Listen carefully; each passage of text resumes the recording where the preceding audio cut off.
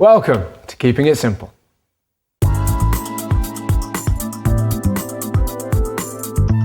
Health, energy, mental and physical vibrancy. It's something that everybody wants. However, most people don't do whatever it takes in order to get it, mainly because they don't really understand how to get it or have a full understanding of how the human body works, especially when it comes to different types of diseases of the human body.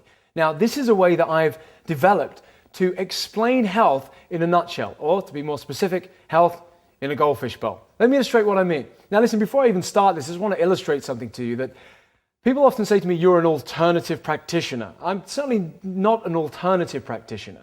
I'm just somebody who got healthy through the power of fruits and vegetables, and I'm just trying to teach people to do the same.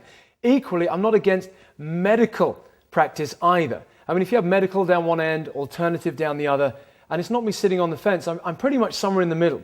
I see that sometimes medical intervention is absolutely necessary. However, I want to illustrate, above all, we need to clean the environment where our cells bathe for optimum nutrition in order to get healthy that way first. And then if medical intervention then needs to play a part, then maybe look into that. Let me illustrate what I'm saying. It's much easier if I just illustrate it by means of two friends of mine. This is Flipper and Nemo. No fish will be hurt in the making of this little DVD. Now listen, if these fish are swimming around in this bowl of clean water, now the chances are they will live a disease-free life. Now, if I were to get a load of rubbish and start to gradually pour it in, so for example, I'll add a little bit of caffeine, a little bit of white refined sugar, a little bit of toxic additives and chemicals, colorings, artificial flavorings, or I just burden this whole environment where the fish are living with a load of rubbish. Well, you can see what happens. Now look, I know this is going to appear so obvious that it's a joke. If the fish were to continue to live in this environment, they're clearly going to suffer in some way. But because nature made it that whatever survival mechanism that we have is immediately kicked in, so regardless of almost what we do to the body, it will inevitably do whatever it needs to survive. Health comes second. I know this personally. I used to smoke 40 to 60 cigarettes a day, eat nothing but junk food, and at one time in my life I was drinking 14 to 16 pints of lager a day. Still here, I still survived, but at what cost? And this is what we need to look at. The fish at some point may start to cough. The fish may get obese. The fish may get a skin condition, something that I suffered with personally, psoriasis from head to foot and eczema. I was also badly asthmatic. So the fish might not be able to breathe very well in this particular environment. Now, if the fish is coughing or can't breathe or whatever, what's the best way to treat the fish? Now, what do you do to help it out? Well, medical intervention will say, give a pill to the fish in order to stop it coughing. But remember, the coughing is a warning light telling the body, do something about it because I am hurting in some way. But if you override the warning light mechanism, inevitably what happens is that you continue, the body continues, the cells continue to be bathed in a load of muck, and the body does its best to keep cleaning and cleaning and cleaning. Now sometimes even with these drugs, they themselves help to pollute the system even more. Now, I think any rational thinking person watching, it's so obvious what you would do. This is why I believe there's only one disease, like Louis Pasteur. You know, you get the ear, nose and throat specialist or heart specialist or this specialist, when really the body works in uniformity. There's synergy going on.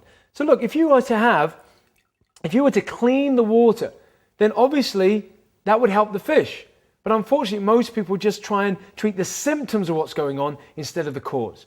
So listen, what we're getting into here is a whole healthy eating, but it's beyond that because you clean the environment where your cells bathe. And juicing is very powerful to do that because sometimes not only if you can't eat it, drink it, but sometimes our digestive system is literally packed in with a load of rubbish because we have 30 foot worth of intestinal tract. And sometimes, listen, I know a vegetarian who had a colonic irrigation where they put a pipe up your bottom and then try and suck out some of the rubbish, hadn't eaten meat for 10 years, and yet they found a piece of meat where they did the colonic irrigation. So some stuff can literally stay inside the digestive system and the colon for a very, very long time. So this is a way that we need to help the system out so that we can clean the environment and we can feel lighter. I mean, I hate to get graphic, but you know, sometimes people have literally been to the bathroom, as they say in the United States. They've been to the toilet and they come out and they go, oh, that was a weight off my mind. Because sometimes people say, well, that person's full of, and sometimes they literally are full of this stuff because they haven't cleaned the environment where their cells bathe and this stuff is stuck and they're not having energy-rich foods. If you eat dead food, you're going to feel dead. If you eat alive food, you're going to feel alive. And that's where juicing comes in. But I want to pinpoint something about juicing, and this is why I'm going to illustrate this very quickly before we crack on with the recipes and stuff. Now listen, what I've got here is I've got some apple juice here and I've got some orange juice here. Now this is pretty much as you would have seen apple and orange juice. This is from the shop. This is from a carton. This is the kind of stuff that I used to buy all the time, but this wasn't contributing to my health. Why? Because this stuff has been heat treated. By law, they must apply heat to this. You think, what's the big deal? It pasteurizes it. The life force, the enzymes contained within the fruits and vegetables, within the fibers, when they're extracted, the juice has been heat treated. It's not good enough. Let me show you the big difference. I'm going to juice I'm going to get into juicing as the chapters go on and tell you which juicer to buy and so on and so forth.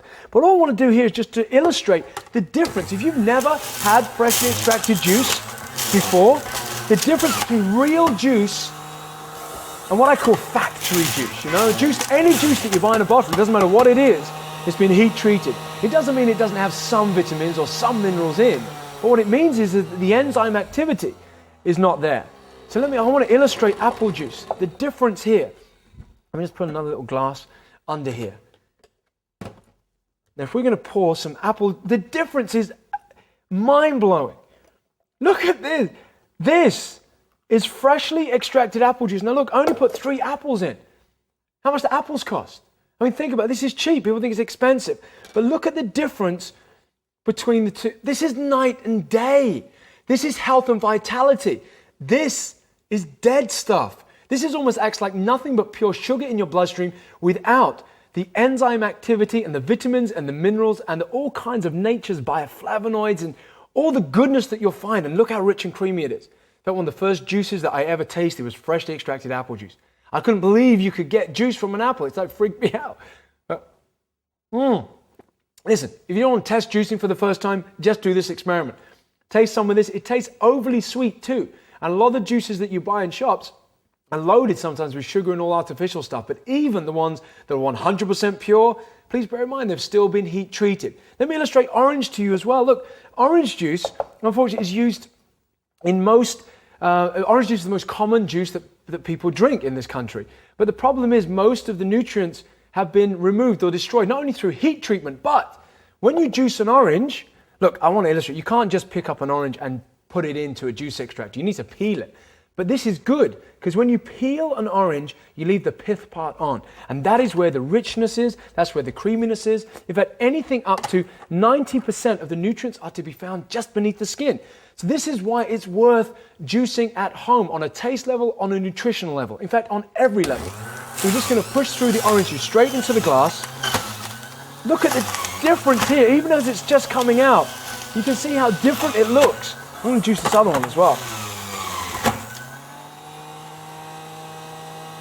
Now what you'll see is not only a difference in color. I'm just going to lift this up because I need you to see this very, very clearly. Let's just put this tea towel underneath here. Very, very clearly. I can get the drips there. But I want to look at the difference here. Okay, in orange juice. This is freshly extracted orange juice.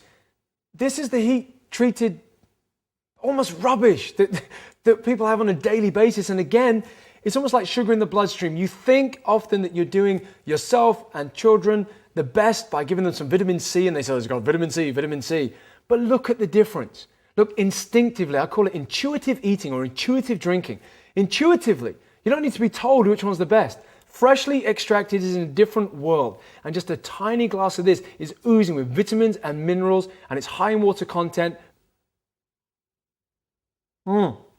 That's what I'm talking about. Freshly extracted orange juice. This is in a different world to anything that you can buy in the shop. Not only just because it's been heat treated, but because the flavor, what you have, because you've juiced the pith, the area just underneath the skin. Whereas most people, when they juice oranges, they just squeeze it onto what's commonly known in the trade as a spinny thing, a citrus juicer, and they miss the main part of the nutrients. So to sum up, look, health can be incredibly simple. We overcomplicate so many things, cooking and juicing and smoothie making, and also our health in general. When really, if you use the fish analogy, All we need to do is clean the environment on a regular basis where our cells bathe, and then we can have optimum health and nutrition. Look, when I cleaned the water, my asthma not only improved, it went away. My psoriasis that I was covering from head to foot cleared up by 90%. I no longer am overweight. And I didn't treat these things individually or a particular juice did something in my body. But what I did was just simply stopped eating most of the rubbish, cleaned out the environment with the power of freshly extracted juice, cleansed my body by drinking plenty of water every day, and got my body moving. It's a very simple recipe for optimum health and nutrition and the land of the slim, trim, and healthy. So listen, I urge you, don't just passively watch this DVD, but participate in it. And what I mean by that is when you watch it, get inspired, get the equipment that you need, start juicing, and feel the difference, not only today, but for the rest of your entire life. I wish you all the very best of health.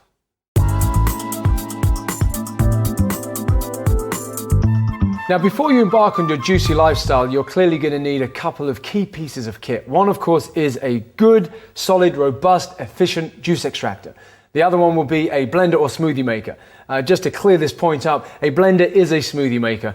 If you put a tap here, as one company did, and call it a smoothie maker, it is still effectively a blender. Now, you may or may not already own a juicer. You may already own a blender. I don't know. But we're here to keep it simple. So in order to keep it simple, if you've got a juice extractor where you have to cut apples up or cucumbers or anything else really tiny in order to push it through. And that was one of the biggest arguments against juicing, was it was too much of a hassle. It's really difficult to clean the machine. So this is why I love this machine. Now, this is the new Philips machine. And listen, this isn't just coming from my mouth. Good Housekeeping magazine voted this best juicer, and they're not the only magazine to do so. And for very good reason. Not only is it very efficient, and it looks really good, but you're not going to win really any awards for aesthetics, but it does look really funky. But more importantly, it actually extracts the juice. Now, what I mean by that is this, is that often the pulp is often wetter than the juice itself. Well, not quite, but you get a lot of juice still left in the pulp. They then test studies with this juice extractor because Philips, when it comes down to quality, is of paramount importance, and they do tests over and over and over and over again. And what they did is they tested it against their own smaller juice extractors and others. This thing extracted 70% more juice than the smaller models. More importantly, because you can make anything look good against a lesser model, they matched it against the other wide funnel juicers that are on the market. And I'm going to illustrate why wide funnel is so important in a second, especially for keeping it simple. This, against its closest rival, has 20% more juice. Now you think of that, in between 20 and 70% more juice coming out of the fruits and vegetables, how much money that's going to save you. Juicing does not have to be expensive, especially when you get the right kit. Now, this has a wide funnel. Not only a patented extraction, which means that obviously the extraction is always going to be better now from the Philips, but look at this. I've got a chopping board, but I don't really need it. Why? Because an apple just goes in. I love this so much because when I first started juicing, this wasn't available. I mean, at all, in terms of wide funnel juicing. And so when wide funnel juicing came about, and this wasn't the first machine to have a wide funnel, I got all excited. The problem was the pulp was wet and they were too loud and so on and so forth. This little baby, I'm going to turn this on here. It just hums, it literally purrs. I like it. So if you're juicing in the morning, you're not going to have to wake your neighbors up and so on. So this thing takes whole apples, you can put lemons in. This thing juices things like with the rind on. So I'm here to make your life easy. The whole thing is about keeping it simple. And to make it even easier, this thing is incredibly easy to clean, because that was the other problem when it comes down to juices, was cleaning it. Now, to make it even easier, before you even start, make sure you have a bag in the pulp container. Because if you do this, when the rubbish goes in, you lift it out and you put it in the bin. Environmentally friendly people will be screaming at the telly saying, "You mean put it on the compost, Jason?" I do, but look, I was brought up in a city, in fact, in a city, and we didn't have a garden. We barely had a window box. But yes, obviously, if you're in the right environment and you can put this in the compost, then of course it's going to be better, or create some compost. But for most people, they just throw it away. And again, it's not a waste. You need to understand, look, when you juice your vegetables or fruits, all it's doing is extracting the juice from the fibers, which incidentally is what happens when you eat it. The body just extracts the juice from the fibers. Fiber cannot penetrate through the intestinal wall. It's only there to keep things moving, so to speak. So fiber is important, but there's still soluble fiber in the juice, and we eat plenty of insoluble fiber. Nobody's suggesting you live on nothing but juice for 3 months or something, or even years or whatever. We, obviously eat at the same time. So this is how quick and easy it is to clean. All the stuff goes in there, and that would have been rubbish anyway. Because look, there's your throat, there's your stomach, extracting the juice to go into your cells, and this stuff, well, I don't want to get graphic, but it kind of comes out it would have come out anyway, you know what I mean? So you just lift that up and you throw it away. Now, here's a little tip for you as well. Never, ever, ever, if you're going to set up your home juice and smoothie bar station, a few things you need is that you need to find pride of place for these babies, because it's so much easier to do when they're out ready. Chopping board ready. You need a very good, sharp knife always at the ready. Obviously, if you've got children, then put it in the cupboard. Obviously, don't state the obvious stuff here. But you need stuff at the ready, and especially your juicer clean and primed. Primed for health, I call it. Primed and ready to go. Never, ever put it in the cupboard. If you put this in the cupboard, it will never, ever see daylight again. And all that will happen is it will see a car boot sale in about a year. You don't want this thing to see a car boot sale. You want to make sure that you use it. Remember that people are members of a gym, but that doesn't mean they go to a gym. People own a juice extractor, doesn't mean they use a juice extractor. Look, if you want health, energy, and vibrancy, just watching this DVD, owning it, and just owning a juice extractor will not get you there. You actively have to participate, as I keep saying, and actually do it. But this is why it makes it so much easier, and this is why this whole thing is about keeping it simple. So get the right smoothie maker, blender, whatever it is. I mean, this one I happen to like. Not only is it really good, I mean, again, Philips have the same technology into their plasmas and hi-fis they managed to put into a smoothie maker. And this is domestic, but yet it's almost as powerful as a commercial one, which is really good. But more importantly, it lights up. Because yes, if you're looking for me, I will be down the shallow end. It lights up, it's almost like a little boy's toy, it's really nice and funky. And more importantly, it goes with the juicer, yes? Aesthetically, I mean, let's be fair, it just looks nice. And if something looks good in the kitchen, then you're going to want to use it. So that's very simple. And listen, find space. If you've got a microwave, get rid of it. If you think, I haven't got no room on my work surface, because this is a pretty bizarre kind of setup kitchen. Okay, and this is a very, very large environment that we're in here. So sometimes kitchens are a lot smaller, but there's always room, and you'll always find pride of place if health is of paramount importance. So that is how to set up your home juice bar. So don't watch him. What are you doing? Go and set it up. Go and do it now.